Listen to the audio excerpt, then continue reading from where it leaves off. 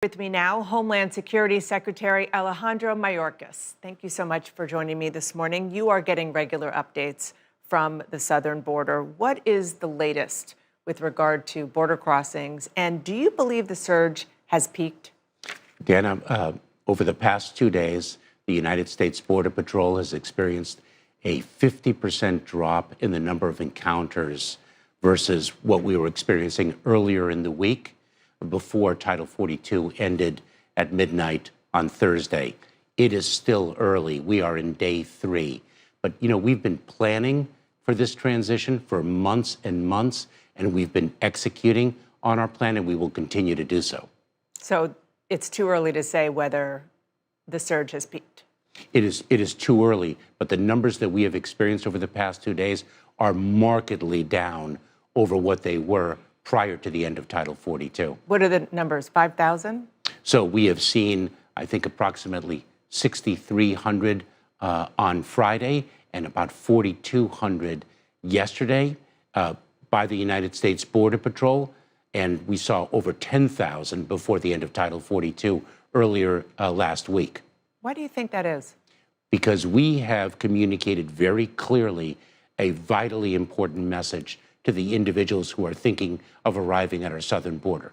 There is a lawful, safe, and orderly way to arrive in the United States that is through the pathways that President Biden has expanded in an unprecedented way.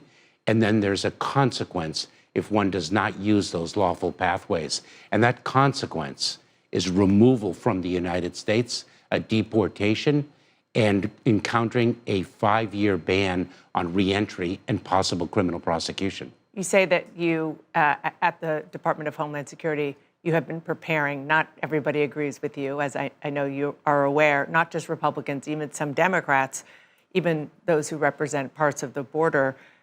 Arizona Congressman Ruben Gallego said, quote, "Federal agencies have had time to plan, but their efforts have fallen short." How do you respond to him and some other Democrats who say that you've fallen short? I would respectfully disagree. We have been planning for months and months, over a year and a half. We have surged resources, asylum officers, Border Patrol agents, processing coordinators to do the data entry work so our Border Patrol agents can be out in the field. We've expanded our holding capacity in Border Patrol stations. We've added beds to Immigration and Customs Enforcement in our detention facilities.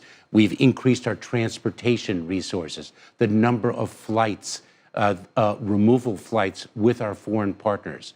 We're setting up regional processing centers now. It's extraordinary what we've done over the past 18 months or so. There's a debate in your party about how restrictive the United States should be towards asylum claims. What's your philosophy on that?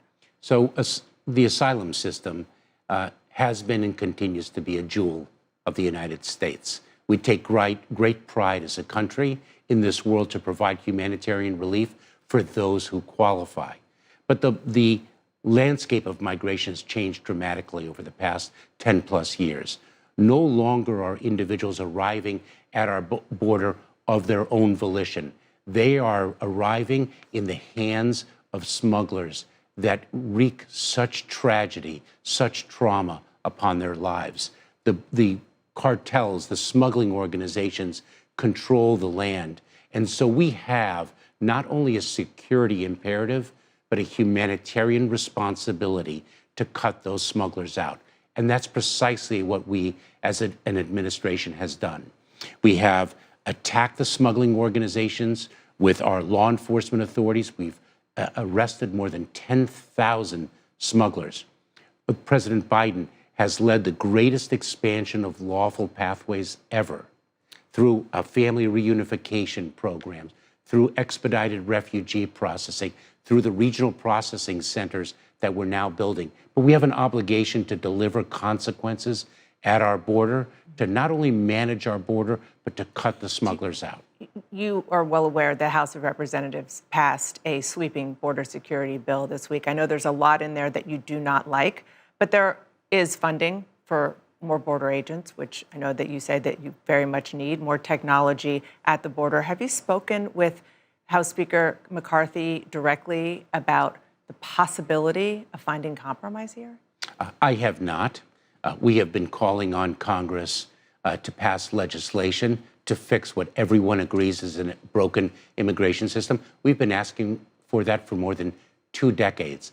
On day one of his presidency, President Biden presented a legislative package.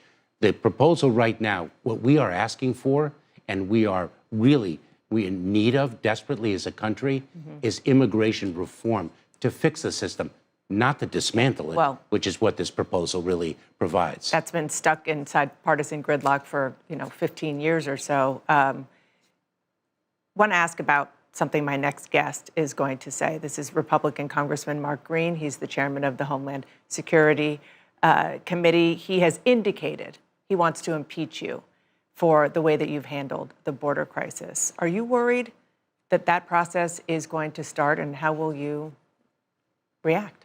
Dana, I am focused on the work in front of us, meeting the challenge not only with respect to the southern border, but meeting the challenge of the cyber threat from cyber criminals and adverse foreign nations states.